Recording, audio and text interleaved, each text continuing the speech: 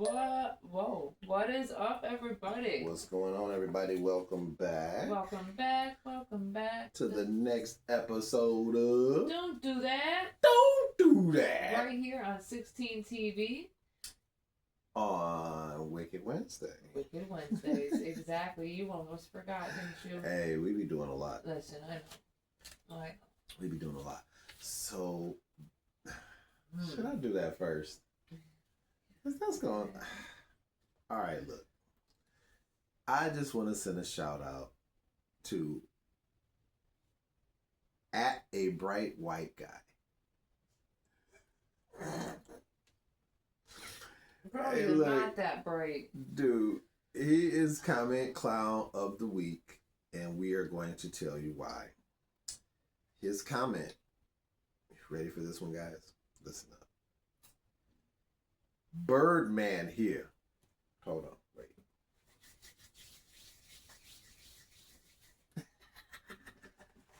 Birdman. He says Birdman here. Ruined her box. It's over. Like a hot dog and a hallway for anyone else now.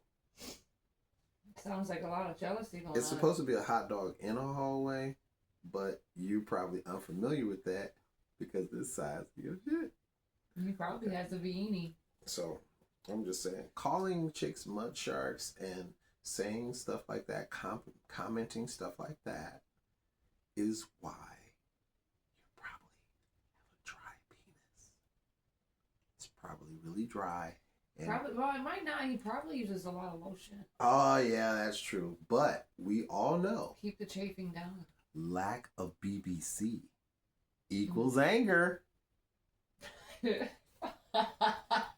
has to. I mean, what man would actually etch in stone on social media that they are concerned with the size of another man's penis?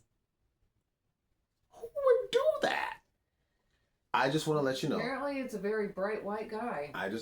He's not that bright if he did that. I mean, it's etched in stone. I mean, it's like, go in the comments to Foxtrot Delta Tango, and you will see him there in all his glory. He has been on YouTube for 7 years, and he has 12 subscribers. And listen, this is where it gets funny. His name is Anglo-Saxon. And we all know that, yes, because Anglo-Saxonism is another form of white supremacy. And we can talk more on Truth Paste. I have a show on here. So he's a cousin fucker. Something like that. So, I mean, we can talk more on Truth Paste about white supremacy and how Truth Paste is actually the show that dispels white supremacy, because you're not superior in anything. You have to look at the stats, read the room. LeBron James, Muhammad Ali, Mike Tyson, Beyonce, Jay-Z, all of the basic people that the people that run the country right now as far as entertainment, they don't look like you. They don't look like you at all. The people that run sports and stuff, they don't look like you. The top athletes and all of that, the top millionaires, they don't look like you. So we'll talk about white supremacy and how it's not even really a thing. It's kind of a hoax. We'll talk about that on Truth Picks in the morning. But thank you for the laugh, Mr. A Bright White Guy, because that was funny. That was hilarious. That's not the first time I heard the Birdman comparison either, so that's really so not. unoriginal. That's like, at least from what I've known, it's at the least glasses. a third of the fourth. It's just the glasses. It's the bald head too. Oh yeah, that's true. That's true. But just in case it is pretty big, but I just told you because you wanted to know. I just told you because you wanted to know. But that's neither here nor there. That's her business. No. That's my not business. Yours. Not yours. I believe I went first last time, actually. All right. So that goes right into my next thing, which is white people seem to be obsessed with black people. You know, we have like cats like Joshua Haynes. A bright white guy. Yeah, we got cats like a bright white guy. You know, these guys. And I think Cat Williams said it best when he says, if I don't like something, I don't even be bothered with it. I don't even talk about things that I don't like. So obviously you really like black people. You are really enamored with black people. You have a heart on for black people.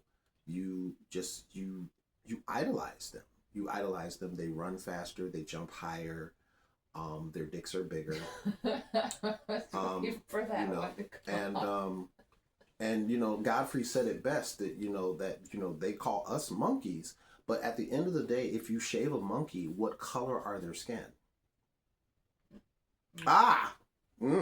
It's not this color. It's not this color. And yeah, we're not that hairy, but monkeys really are. So, and then the other thing is monkeys have small dicks and they steal everything. And that's y'all. That's y'all. That's not us. But yeah, so we've got people like Joshua Haynes, Nick Fuentes, Steven Crowder, and the late Charlie Kirk, who like to go on television and go on all over the world and spew hatred and division and really talk trash about black people. So, I just want to let everyone know that actually for the numbers, because now you guys have made me start going to the numbers. So for the numbers, it says 0.02% of black people commit homicides. Okay, I'm going to start talking so you guys can understand. Okay, all right, meaning that 99.98% of black people do not commit homicides. Okay, that means white men who commit homicides are less likely to come from impoverished neighborhoods. Yet, they make up 40% of the homicides. All right? Now, over 80% of white people are killed by other white people. That means that 16 was right, that crime is proximity based. Yeah. So it's the people that are around you that do the crime. So when people talk about black crime and they're white, I'm wondering where the hell they got it from, because they're not even around black people.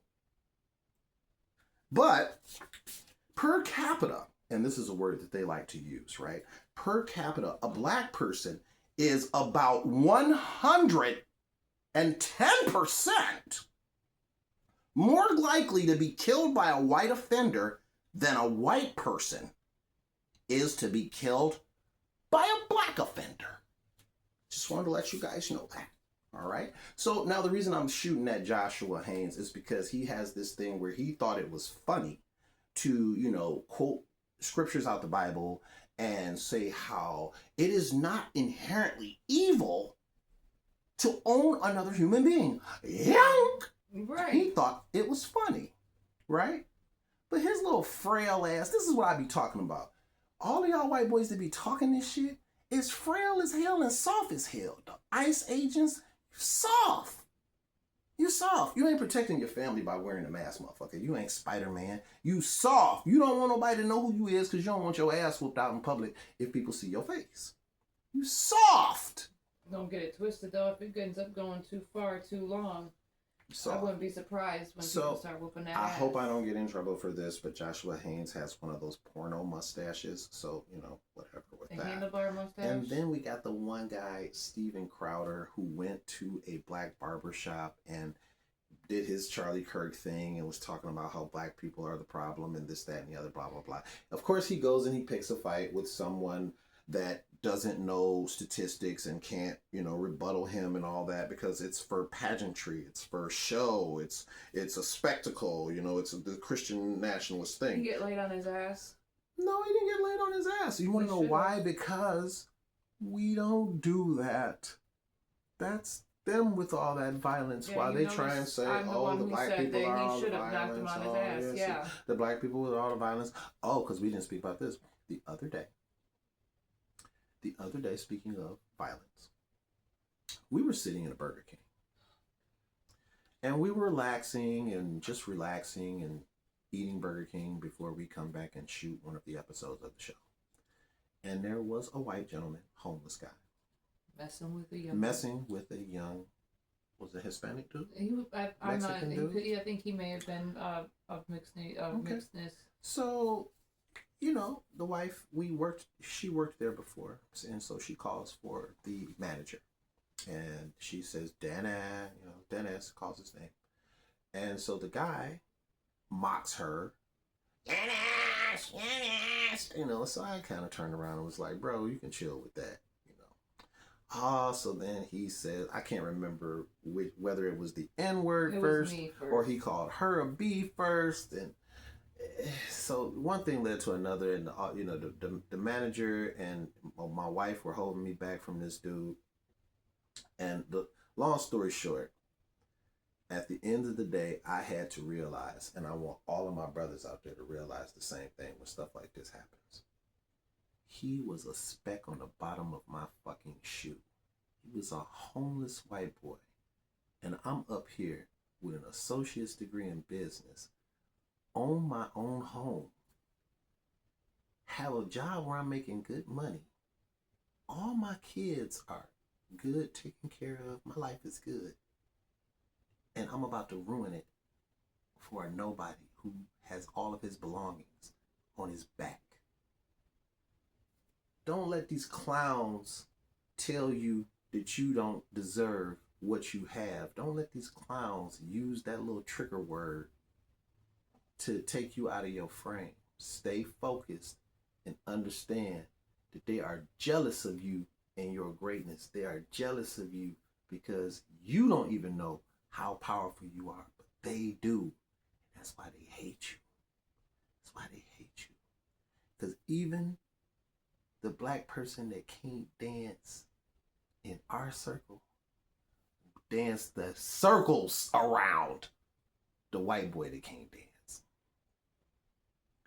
I will say this. Put us in any arena and give us the same resources as any person that is white, and 9.5 times out of 10, we will come out on top. Fight me. Okay. So, Hegseth, as you know, they are meeting with the South Korea today for Wednesday. And he refuses to meet American troops with beards during this trip. Oh my God. Is he on that again? It's agitating to say the least. Bro, does he realize that, what's his name? J.D. Vance got a goddamn beard. Is he a beardo? But he's not in the fucking military, though. Yeah, but he's your boss, though, motherfucker. As we know, the drunk speaks his truth. Hegseth has continued his disrespect to our troops. He has refused to meet with bearded troops during his visit in South Korea. He has joined his daddy Trump and is for the meeting. Troops? Yep. Daddy Trump and meeting with Japanese counterpart Shinjiro. That's loud. Who is me? Whatever. You killed me with that one. And visiting Camp Humphreys, which is the largest U.S. military base in the world. The U.S. military base. He has made sure that he was not going to be meeting with soldiers granted shave waivers, which is a medical exception to have to shave their beards. They get fucking razor bumps.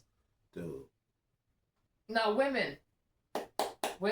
I want y'all to look up. Women, I want you to come close.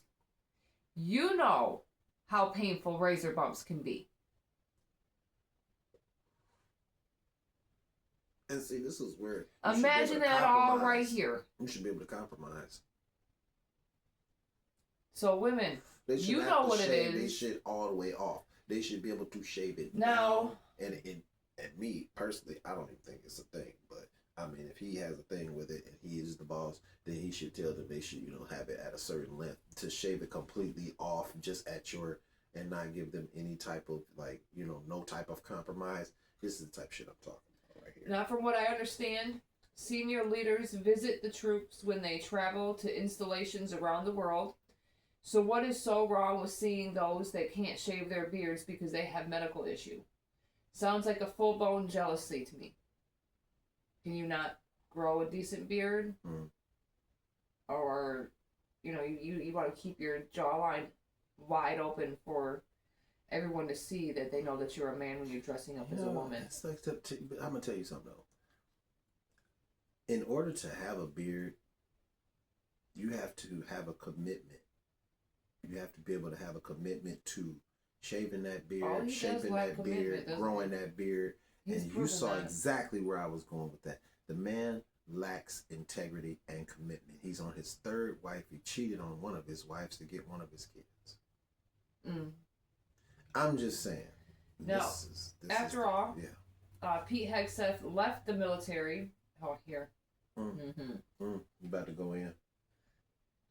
After all, Pete Hegseth left the military due to a combination of medical issues because he has broken a leg and had to have several surgeries and concussion or something like that. Was that why he turned to alcohol? Oh, probably. Or he's just an asshole. Mental health concerns and being deemed an extremist by the army, which contributed to his decision to separate from service. All in all, his departure from the military was influenced by a mix of personal health issues, mental health struggles, which, being he is a military vet, understandable. I don't respect you for your service. I don't care how mad people get at me for that. He's a white supremacist. I don't care. He should have kept his ass over there. Which was a significant mental health struggles and a significant shift in his relationship with the military institution, culminating in the decision to pursue opportunities in the civilian sector, aka Fox News. When the military changed, he felt that that we should be living in the old days, basically, where black men are on the front lines, and black men are either cooking or on the front lines. You choose one. Basically, that's the kind of times that I see him believing in, because you are disrespectful to your military. You are disrespectful to the soldiers that have fallen. You're disrespectful to the military, period. Your racist ideology and Nazi syndrome shit doesn't belong in the army or military anyways. So no, I don't thank you for your service. I wish that I wish they ran shit like the Dothraki. Watch Game of Thrones. You know what you got to do to be the leader, to be able to tell all your military what to do? You got to be able to whoop all of their ass. Can you fight? You telling everybody they got to shave their beard off. Why I got to follow you? Why? Who are you? Why I got to do what you say? Exactly. You ain't been in the military long as I've been in the military. I'm tried and true. I'm battle damaged. You was on Fox News doing commentary for a couple years, bro. What are you talking about? You trying to tell me how to live? And his racist I've been ideology. over there, bro. Like you stopped. You got your leg, and then you went to Fox News, bro. You ain't. What are you talking about? No, he was in there for about 20 years. He was in the military for 20 years? About 20 years. Whoa, if I looked it up correctly. Oh, man, I give you a little clap. I don't. I don't. 20 years? I don't care. He's a military. I'm gonna tell you this. Racist ideology. I don't give him any respect as a white supremacist, but I will say that 20 years in the military is a motherfucker, because I didn't do that long in the military. But bro, the time I spent in the military was life altering, because the type of commitment and the type of shit that they put on you, and bruh. Oh, he's still a piece of shit. Don't get me wrong. Hegseth is still trash. Absolutely. Because anybody that's down with this regime, I don't give a fuck. I'm just telling you right now, there's no need to even argue with me, because I know there's no need to argue with anybody on MAGA. So let's just agree to disagree. Y'all stupid, I'm stupid on y'all side, because I'm not going to just fall for the banana in the tailpipe and go quietly into the night while y'all set up Project 2025 and break all the laws and just say fuck the Constitution and just put everybody back 65 years. Like I'm about to just be like, ha ha, sure. 22 years. Because he was in there, well, shit, basically fresh out of high school. Nice. Yeah, whatever. Anyways. Still a dickhead. Yeah. If you don't understand that. If you take your white supremacy ideology to the military, where you have people of color, black people, Mexican you people, fighting Japanese, alongside of people of all colors, exactly, and then you basically and a you traitor are to them. A whole traitor to your fucking people. Hoof. I mean, there's no way around it, man. You're a piece of shit. There's no way around it. It's like I said on Truth. I be saying the truth on Truth Base. How can you root for superheroes when you go to the movies and then as soon as you put your popcorn down, you a villain? How can I congratulate anybody like that? Like, how can I give praise to anybody like that?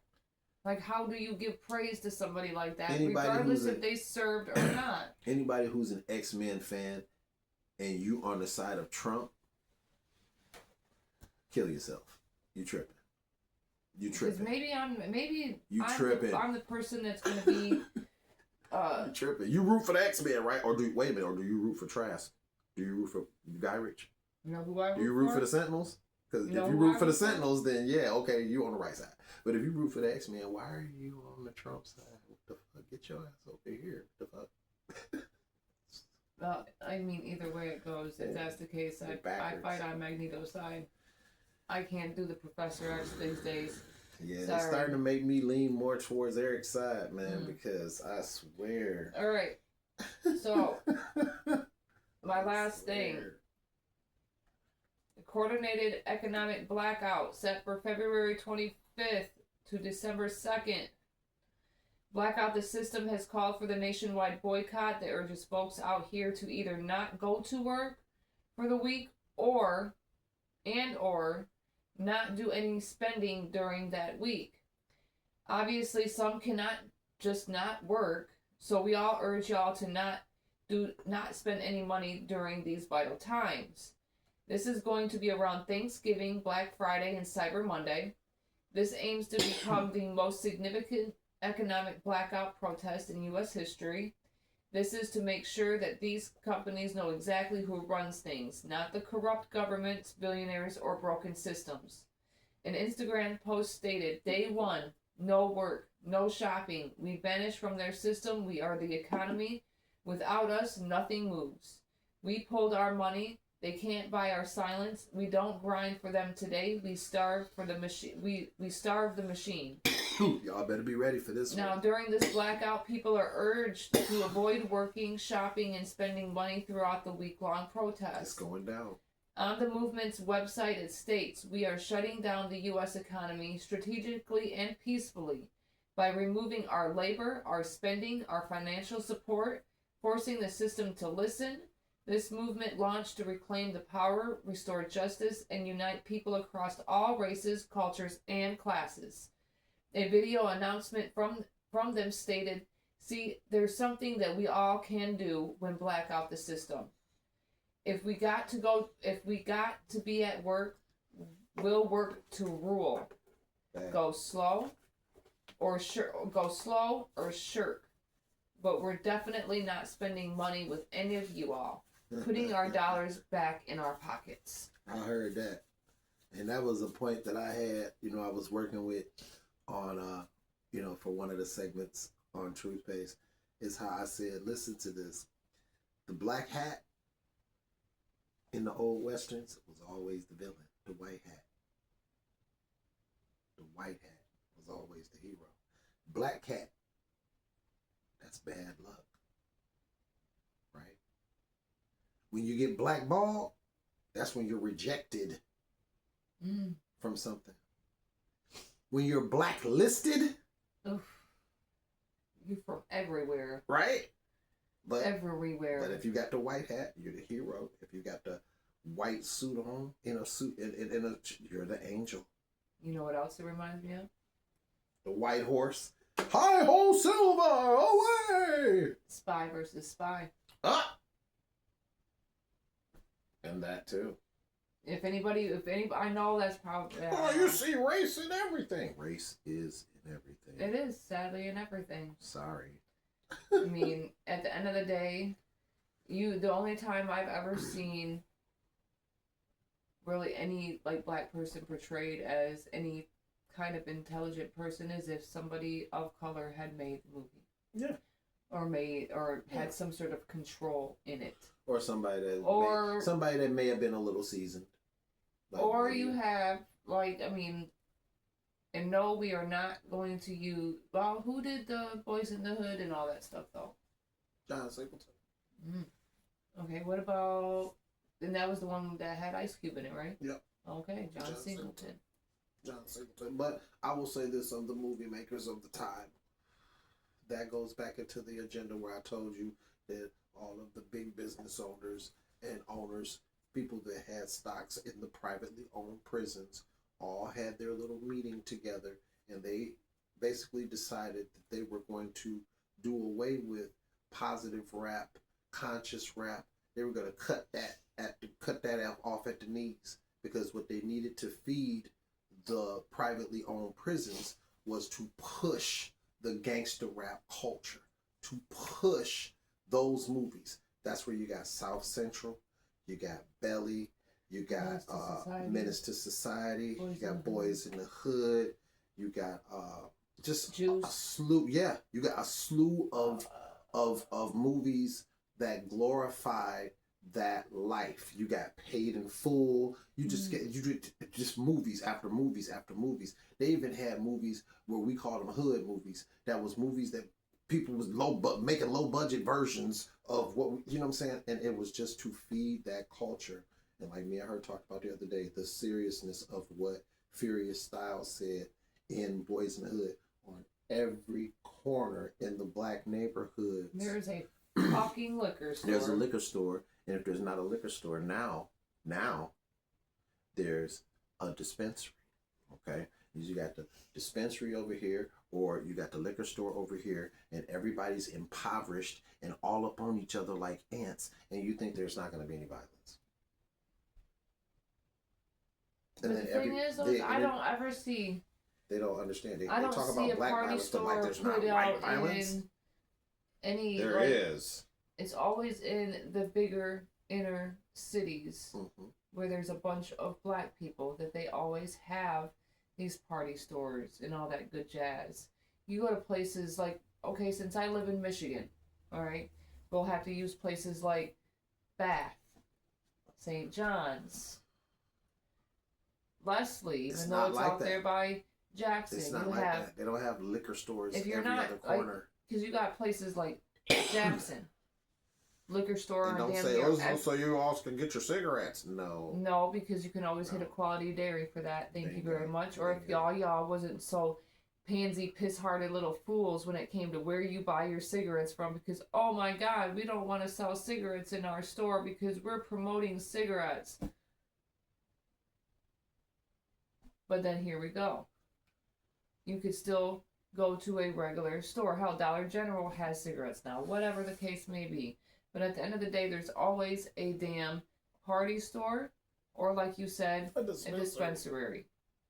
Dispensary, hey, it is what it is. That I can respect, because at the end of the day, you tell me one person that's overdosed on marijuana.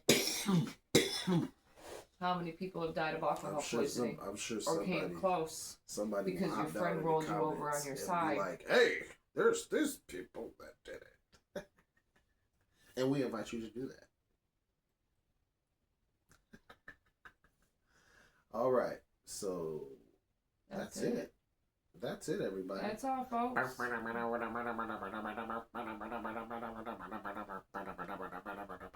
Okay.